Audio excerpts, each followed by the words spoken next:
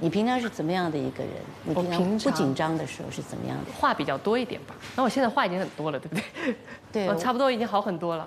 是吗？因为我以为您是一个会非常严肃的一个老师。哦，是吗？对，因为张姐您对我来说是一个传说中、传奇中的人物，所以我会很害怕，因为我是一个比较宅，然后也没有什么那么多爱好的一个人，我可能就只喜欢唱歌，和偶尔就在家宅在家里看一些动画或者看电影啊。你喜欢动画？我年轻的时候很喜欢做那个卡通人物的声音。对对对，我觉得那是好玩的。我也是很喜欢听声音的变化。哦，对，那我想问一下张姐，就是您听过杀猪音吗？就杀猪的声音？没有。那我就模仿一个杀猪的声音给您听。好。就是是吧？这种声音。我没想到您竟然会模仿杀猪的声音。啊，你和我心中想的女神的样子不一样哎，就是会觉得你的人生有意义吗？我以为会是这样的。哇，你喜爱你的事业，必然会在那个里面找到乐趣。对，你现在经历过这么多的表演啊，还有经历过这么多事儿，应该没什么好恐惧的了啊。不会，我还是很恐惧。但我知道张姐是一个应该可以说是什么都不害怕的一个人，对不对？才怪哦，是吗？你觉得哪一个表演者会不会呢？你以为李宗盛或者是，奶茶他们走出来之前都会紧张吗？那个心跳不会加速吗？都会啊，我以为只有我会。当然了。哦，所以那个也不是什么很特别的事了。对，我一直在看你的牙齿啊，为什么？因为你曾经训练过牙医。对，因为我之前第一个大学专业是牙医。一般人应该怎么样保护自己的牙齿？老师，我就读了大一，我还没有到专业课。不行，大一你一定也知道一点吧？用牙线。老师放过我吧，我真的读过牙医，我真的只是忘记了，我也用不上来。没有，不过你专心的地方不在那儿嘛。一直很想问你的问题就是，你在什么时候突然觉得说，我就是要变成这个样子？哇塞，说实话，我现在还在找寻当中，因为我自己觉得我可能会比一些就是比歌手们会多一条路，就是要先让大家去接纳，就像我这样的身体发出这样的声音的这样一个状态。我相信你小的时候，因为这个声音，一定很多同学们笑你，超多。有的时候在小的时候，你觉得那个是一个很尴尬的事情，没想到到了大了以后，是变成你成功的因素。对，发现是被大家看到的一个非常重要的事情，真的是没有想到。对啊，所以多好啊！我其实觉得我会有一点点，迷茫。对，就是我到底要成为一个什么样的歌手？然后后面就发现自己最想做的事情，其实是想用歌声去接近大家。但其实我擅长的风格是离人很远的，对，所以我就其实有一点像是在挑战这个方向。我相信你一定还是应该会找得到的，希望可以成功。就好好的，我想到就是好好的利用你自己有的天分。哎呦，那我带你去个地方好不好？哦，那带我去哪里？你不要问嘛，我带你去嘛。啊，走，不要怕，你的经理人我来搞定。走。师傅刚才那状态特别好，但是我们走错路了，我们去 B 门。这个状态，我也不是演员，我演不出来。我刚才没敢去 B 门打断你们，对。你那个时候考的时候是考什么？我考的是艺术特长生，然后没考上。你是庆幸自己没考上呢，你还是觉得遗憾自己没考上呢？我听完没考上这3个字很扎心。大型社死现场就是社会性死亡，就是我们经常用的一个网络用词。是什么？就是让你尴尬到想离开这个星球的一个场面，就叫社会性死亡。你们有太多的名词我都不懂，网络用语，没事不用懂。他们那天跟我讲往生啊，我说那往生不是死掉的人，这不叫往生？对呀，好不吉利哦。原来不是网络的。我很想体验一回大学生活。我之前在的那个学校都是1对1的。就其实没有那么多的大家一起住宿啊，一起生活的一个经历，所以还是蛮寂寞的。对，就感觉就没有那种大家群居的那种，对，出来一块熙熙攘攘、吵吵闹闹。对，然后大家一起可以吵个架啦，或者是讨论一些事儿啊，或者是说谁的八卦啦。对。其实我有想过，就很有可能世界上会有另外一个我，他就是跟我一样喜欢唱歌，然后他就顺利的读进了像可能重庆大学，然后他现在可能就在踢足球，那他会是一个什么样的人生？对，您有想过这个问题吗？我从来没有想过哎。对啊，如果说你今天碰到一个另外的你，你觉得这会适合你吗？说不定很适合另外一个在重庆读大学的我，也许他也会过得很开心，足球踢得很棒，跟我全部相反，很会游泳，骑单车很厉害，足球、篮球都很厉害，长得很高，这有可能实现吗？如果有可能的话，我很喜欢。OK， 那就表示那个并不是你，可是那个是你向往中的你，哦，不是吗？是啦，是。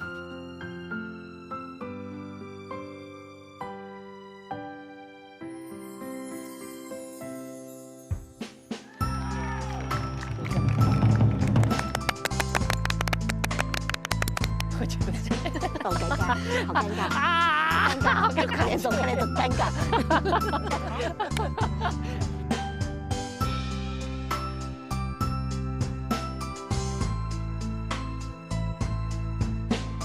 哎，你好，你是风玉，对上号了都。对，对上号了。这些全是今天参加念诵会的朋友，很高兴跟他们见面。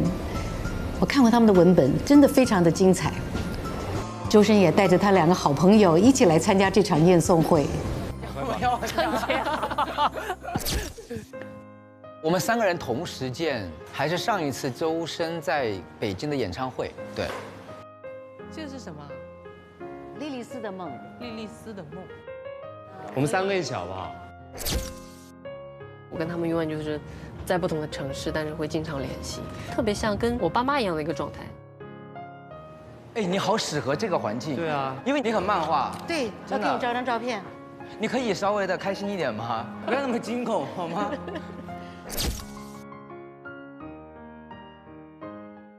我们今天念诵会里面，我们挑了一些文本，我们可以看到一些不一样的人，也有一些人希望不一样，也不一定成功的。哦，因为我小时候是希望我跟别人一样，对，因为就是不自信的人都想先一样，就觉得会慢慢自信了之后，又想让自己跟别人不一样。对，没关系。小的时候害怕成为异类，长大了又会害怕，对，成为长大又害怕跟大家太一样。对，随大流。哇！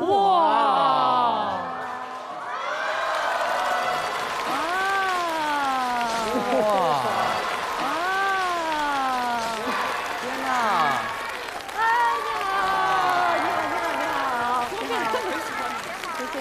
你好，大家好，大家好，Hello，请坐，请坐，请坐。今天我们请到的这个3个好朋友，他们3个都是好朋友，你们知道吗？知道。你们都知道他们现在是成功的这一面，对不对？那你们也知道他们曾经也经历过一些他们自己的一些很迷惘的时候，是不是？所以我们今天这念诵会其实要念的东西，并不是我们现在所写的东西，而是在他们年轻的时候、青春的时候。过去写的东西，或许现在看起来有那么一点矫情啊，有那么一点尴尬，可是都是我们成长的过程。那我们今天就是让大家一起来共同分享，有没有不一样的地方，或者我们有一样的地方，就到你吧。啊，这么快？不，你觉得太快了吗？哎，那要不要休息一下？不用。我取了一个特别矫情的一个名字，叫做“我不是在最好的时光遇见你们，但遇见你们成就了我最好的时光”。哎，你这个起标题的名字，感觉还是很像你12岁写的东西。真的。好了，哎，我很认真的。好，就小时候的周深，也就是我本人啦，是个连说话都会脸红，一害怕害羞就会尴尬的挠头咬指甲的一个小男孩儿。他特别喜欢那种隔着屏幕跟网线另一端的朋友唱歌给他们听的那种安全感。他还有个名字叫做卡布，但他心中一直都有一个很小的但是又非常沉甸甸的梦想，就是希望能够有更多的人听到他唱歌。有一次参加一个节目，在台上站到的那一刻，第一次那么大声的听到了自己的声音，他紧张到破音，他听到了观众的窃窃私语。啊，他这个样子，那他会唱歌吗？那个时候世界很大，但是他很小，他时常怀疑，哎，歌手是会和自己有关系的一个事情吗？但是这个幸运的男孩终于遇到了很多很多跟他一样有梦想也闪着光的一群人，他们愿意把自己身上的光借给这个男孩，让他去追逐自己的梦想，去到越来越大的舞台。那个小小的梦想在逐渐成真。然后现在的我，特别也想替从前的他感谢每一个听过他唱歌的人。正因为你们的聆听，才让这个小小的梦一步一步变成了今天的现实。还有一点非常重要的话，也希望你们不要害怕自己的不一样。也许它给你们带来过伤害，但是也因为我们的不一样，我们的光才更加闪耀。永远不要忘记自己有光，也永远不要忘记自己有梦。对，好能写啊！干嘛念完？好尴尬哦。不尴尬，挺好的。真的都是我的心声真情实感，就是、对，分享一下。很多人都很需要别人的认同，才能够长大，是不是这样子？我在高中的时候会感觉别人注意不到我，然后后来用了一些很错误的方法去表现自己。为什么要人家一定要看到你？因为有的时候可能我们需要外界的声音来不断的去证实自己我能行，但同样我们还有自己独立思考的那一面，去面对自己的内心。丑陋的妖怪，温柔珍藏某种人情百态，太孤独缄默，却比张姐好，来，你坐这，你坐这。这是什么？快来帮我选。哇塞，这么多！青春畅销书作家，青春畅销书作家还有谁呢？刘同，这是日记吗？是，应该是吧？他说这什么歌啊？正歌啊？他说我是该变直的时候了。我是该质变的时候了。哦，质变的时候，变质，变质，那是过期了，坏了。对，对呀，走味儿了。8月26号，正哥的每一句话都似一把利剑刺进我的胸膛。啊？我就看着他把那把剑插进去，然后拍拍手上的灰，转身而去。我竟报以微笑，我心里不好受。这种不好受是一个人进化的必然过程。好早熟。我谢谢他，其实我很对不起他。我是该需要一个人安静地坐下来，找一个可以谈心的伙伴，说说这些故事和自己的感受。再坚强的人，内心也是脆弱的。我在写什么啊？生活在一个圈子当中，不再被逼疯，已经是一件很了不起的事情了。而正哥对我来说，就是一个活在现实当中的影子，见不得人。是的，对我来说，正哥是我人生当中的一个指路标。我就分享到这儿，我都不知道我在写啥。没有，我们大家都只是好奇正哥是谁而已。其实我是这样的，张姐，正哥是我以前的一个好朋友，他年纪比我大。我也不知道为什么，因为这是我的日记吧，就是我一个人喜欢坐在那儿碎碎念。你已经忘了当天的心情。我也不知道为什么，可能就是因为可能15、16岁，然后遇到了什么事儿？对人生有很多的想法，又觉得自己不够优秀，然后就觉得说自己是不是应该改变，然后获取更多人的喜爱。其实我在20多岁都是谄媚型人格，直到我大概20多岁之后，我突然意识到，我每天被朋友控制情绪这件事情是一件很糟糕的事儿，我就开始果断和他们绝交。开始怎么样认同你自己写的东西的时候呢？35岁左右，我才认同我自己真正写的东西，是因为其实我是31岁的时候出版了我的第一部被更多读者知道的书，叫《谁的其中不迷茫》。因为那本书很奇怪，那本书其实有点像今天这个日记。所以当时出版社说刘同你30岁了，你应该出一本书纪念你自己过去的10年，然后就选了我很多的日记。我看到那些日记的时候，我都觉得好夸张，好恶心，我就不想把它放在书里。但是那个编辑又跟我讲说，他说刘同你可以把这些删掉，但是你要记得，你删掉不代表你不是这样的人，只代表30岁的你不想承认你过去是那样的人。我觉得他讲得很对。于是呢，我就把那些书出版了，确确实实很多人很喜欢，但是也有很多人觉得写的是什么鬼。所以那个时候其实对我来说，自己心理压力很大。但我到了35岁，我再也写不出这样的东西的时候，我才意识到，哇，我好棒！我真的把最年轻的、最幼稚的、最真实的自我给记录下来了。所以那一刻我就觉得说，我好厉害。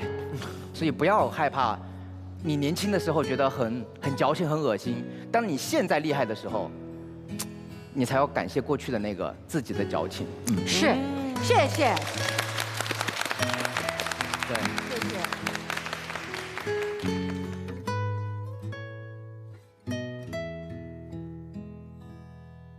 那我们接下来是不是要请金浩森读他的文本了？我觉得你们真的很鸡贼，就是你读吗我是真的很认真在准备我的很恶心的文本。我认为如果要更恶心的话，就是我们来一起朗诵。好啊。他这个写的是流行的是当时的伤痕文学，他写的伤痛文学，对对。这是什么？他脸都红了，你看到没有？脸都红了。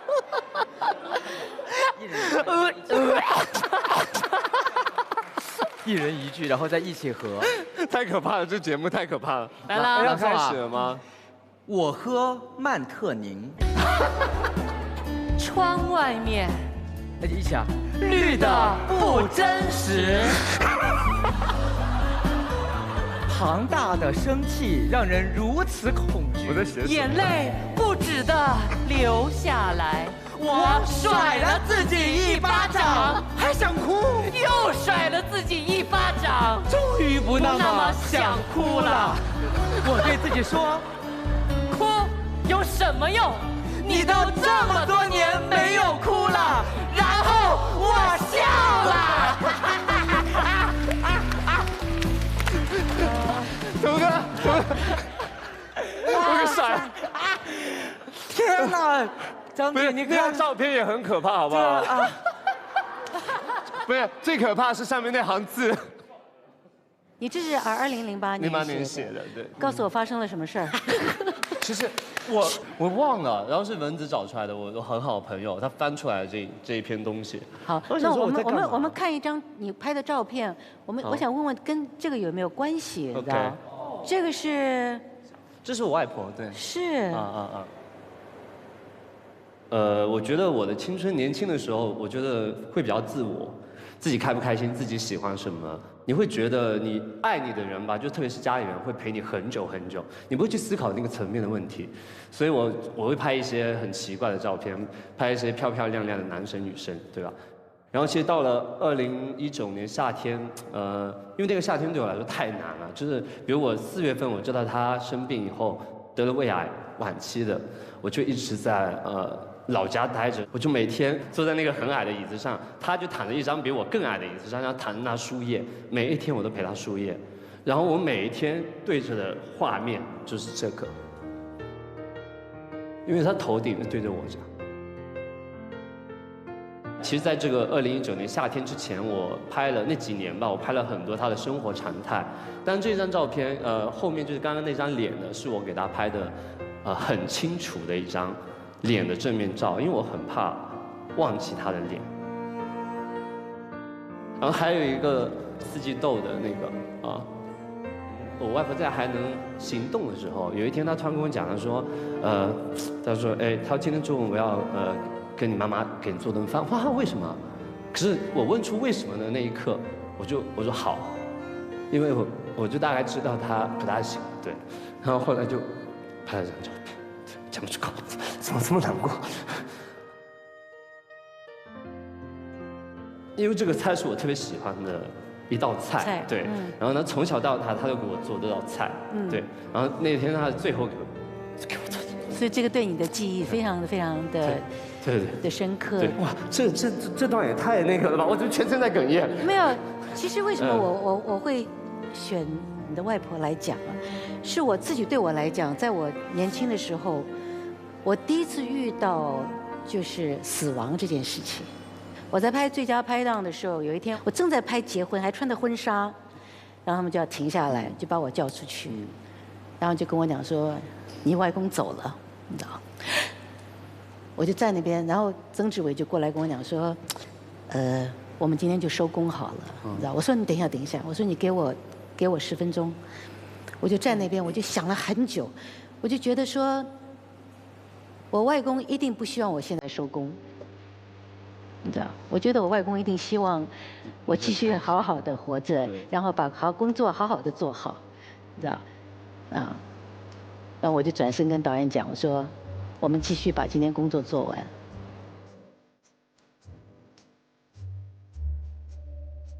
所以有时候这样想一想，可能你接下来就会觉得说，其实你的外婆会希望你对活得更开心。后来就自己会去调整，对，但是那调整时间比较久一点啊。是，那一定的。谢谢。谢谢，谢谢。谢谢。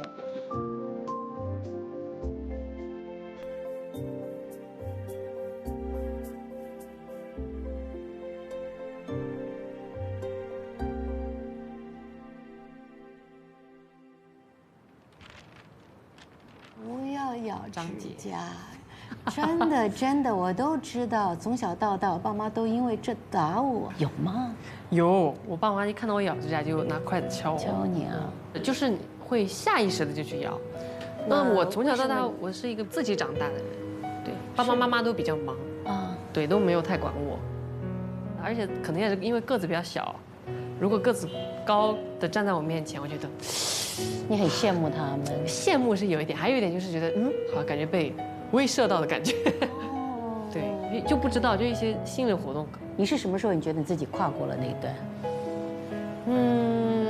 我觉得应该是有了《大鱼》之后，就我的一首所谓的代表作之后吧，就会很多人会说，我好喜欢你的《大鱼》，就会觉得哦，我唱歌是能够被别人说好喜欢的，而且是看到我之后告诉我很喜欢你。我觉得那一下的认可是很巨大的。是不是每个人一定需要别人的认同才能长大呢？大家好，我是108线演员冯玉。曾经的我为了不一样，横冲直撞到迷失自我。我以为只要到了台湾就会有机会拍到戏，看了无数片尾，抄了无数号码。给制作公司打了无数电话，终于得到了录一期节目的机会。2012年12月，毕业4年了，一个社会大学都念完了，有时候都不知道该如何面对接下来的人生。比如你想成为一个演员，你可能觉得去横店。去北影门口蹲个3天3夜，每天捧个窝窝头，用忧郁的眼神，就会有导演看中你。哇哦，你就是下一个梁朝伟。但其实很多时候，年轻的想法可能只是欲望，不是真实的理想。2018年3月，谢谢。哇哦！我也很好奇，你在台湾后来上了一个什么样的节目啊？特别想上大学生了没有？所以我疯狂的给制作单位打电话。但是，就是你准备了很久的一段东西，但是在那个节目里并没有得到呈现。对。你觉得你准备的东西都是很容易抓住人的眼球的？对，就是1秒钟变格格，我那有差不多这种东西。对。是因为那样子东西在那个时候是流行的吗？还蛮流行。那个时候非常流行这种好玩的、有趣的东西。你觉得你自己做过最努力的，然后可是最失败的表演是什么呢？比如说吞拳头啊。我小时候也做过，你现在也会做？对，是吗？他也会。对，跟朋友在一起，你会吞拳头会比较容易让大家开心。就他20多岁取悦朋友那阶段，他就天天在 KTV 吞拳头。吞拳头啊！你会，因为他看起来就真的很能吞。因为是真的，为了要练吞拳头，我可能就这里也会就会破掉。真的假的？那个医生说那个关节会发炎。哎，来，是我们吞过拳头。后来我录了很多综艺节目之后，发现很多所谓的很特别的人坐在一起的时候，发现每一个人都不特别了。我突然讲到一句话，就是你到底喜不喜欢你自己？不是自恋哦，是你喜欢你自己就是这个样子，你喜欢你自己是这个性。你喜欢你自己吗？我有一次生病啊，其实那个脸色也很难看，很累，很糟糕，情绪已经低落不得了。后来我想说，我就这样下去吗？后来我就站在镜子面前，我看到我那张很可怕的脸的时候，这个身子陪伴了我一生哎，我怎么可以不喜欢他呢？我就告诉他说 ，I like you, I love you， 我很喜欢你。我就是从那天开始，我每天这样对我自己讲，后来我的身体就慢慢就逐渐好了，你知道。我觉得爱自己很重要，不要老去看别人，哎呀，他有好多好多，哎呀，我希望变成他，哎，我想，其实你的身上有好多美好的东西，你自己都没有看到，会不会呢？所以这2年我也希望说，我能够回归我一开始想做这个行业最初的东西，而不是说我成为一个别人希望我成为的一个人。谢谢你，谢谢你。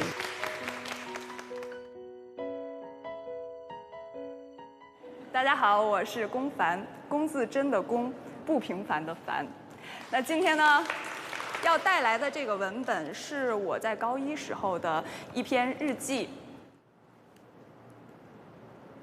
2005年3月9日，从开学到现在，我被班主任、生物老师、政治老师还有年级组长轮番教育。可屁股长钉子的老毛病到现在也没有改掉，而且我也不想改。人终归得自由。我更搞不懂的是，我堂堂一个好学生，竟然又被停课。但让我烦的是，为什么又是请家长？老师们都一样，有事儿没事儿就知道跟爸妈们开个茶话会。我还不知道。这次是爸妈一锅端全来了。过去的事儿，我不想再追究了。如果真要追究，这一个本子都写不下，哎，真无趣。因为我是一个就是那个时期经常会去跟老师对抗的学生，原因在于我不喜欢他用同一种风格去要求所有的孩子，但是那个时候就会特别渴望证明自己。我认为龚帆和我们之前分享的人不太一样，他身上是从小有优越感的，所以说实话，你在说这些东西的时候，我是懂你在说什么的，但是我没有共鸣感。但是即便是一个如此看起来很有优越感或者怎么样的一个孩子，面对的是请家长的一些问题，我是不被老师认可的，我所有的认可是来自同学们。就是我会给一部分同学讲课，我属于数理化这些就考满分那个样子，所以就收一帮徒弟给他们讲课。对不起，龚帆，我收回刚才我的结论，我们的不同不来源于我们的成长背景，来源于我们的智商的不同。但是那个阶段，就现在看起来，真的就是叛逆，自己想要追求叛逆，但实际上自己骨子里不是叛逆的人。他就是天生有一股那个，我有一些不同的。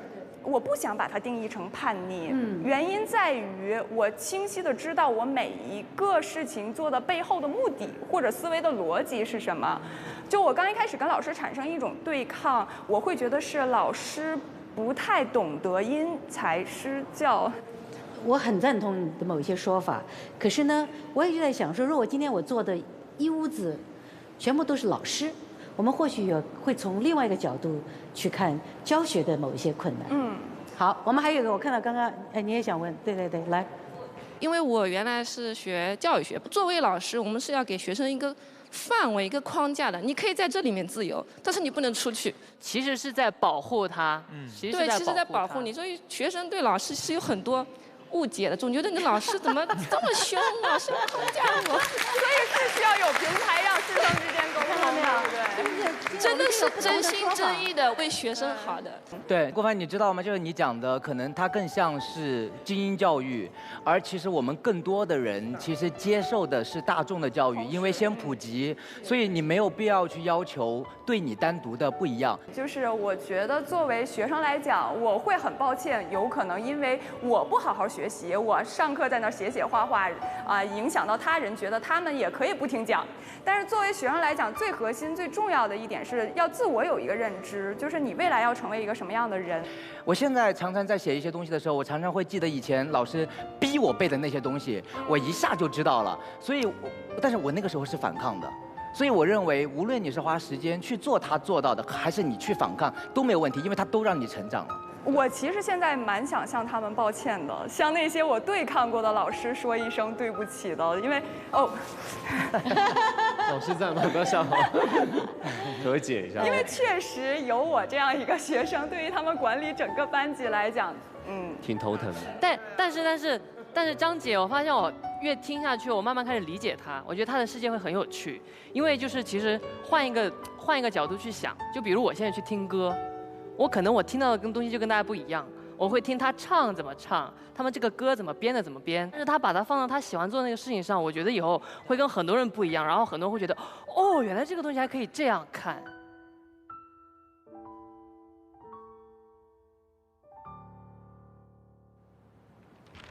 小的时候往往都是很难去接受自己的不一样的，就小的时候我们一直都在想方设法的变得跟大家一样，就像尤其是我变声期。男生变声期的时候，大家声音都越来越只有我还在嗨嗨嗨。那个时候就觉得，哎，为什么我的声音跟大家不一样？对，但到了后面才发现，原来自己的不一样是那么的珍贵。对，我们可以找一点没有被逼疯的人呢，看一下。对。哦，这有个打印的。对。一个有容貌焦虑的巨蟹座女生，听起来像我。我是巨蟹座。这是您吗？不，没什么。每逢有这种角色出现时，我都会陷入苦恼。到底古时的美女标准是什么呢？凌波姐唱出那句“你那樱桃小嘴”，全场笑翻了，但也笑伤了我的自尊心。这个人怎么越读越有点熟悉啊？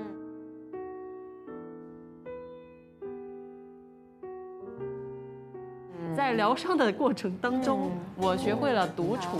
我窝在那巨蟹座的硬壳里重建自信。我拒绝自恋，虽然我认为那是很多演员必须有的一个经历。天哪，我才不要变成一辈子躲在这个巨蟹壳里呢！千万不要期望全世界的人都喜欢你，千万不要相信自己可以成为一个最完美的人。哦，我觉得最后这2句实在是太有用了，因为就是没有这样的人。而且也不可能，任何人都不可能变成这样的。可是你还是会担心啊。对，因为我是一个比较纠结的人，而且我以前没有像现在话这么多，现在说的太多。以前就是很多时候会自己心里去嘀咕，我如果不做会不会让他不开心？会不会如果这样做会不会让他更开心一点点？或是我这样做这个选择会不会让大家相处的更融洽一点？就是我一直觉得好像。希望全世界可以照，也不叫希望大家喜欢我，就可以照顾到大家。到后面发现根本就不可能，你这样只会把自己逼疯。